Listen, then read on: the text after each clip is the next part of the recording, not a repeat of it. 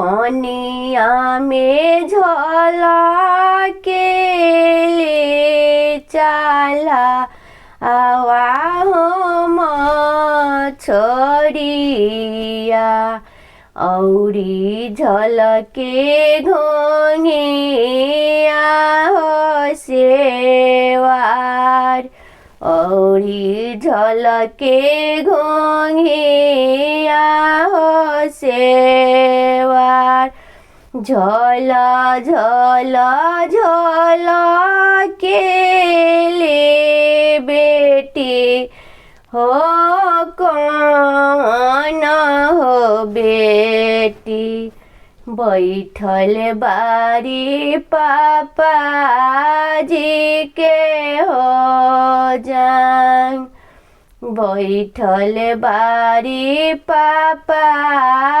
जी के हो जान तनी ऐसा बेनिया डोलावा कौन हो दुल्हा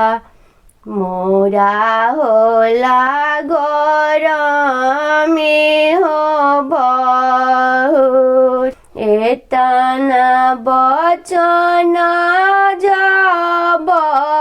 सुने ले कौन हो भैया हाँ के लगले अपने हरुमाल हाँ के लगले अपने हरुमाल।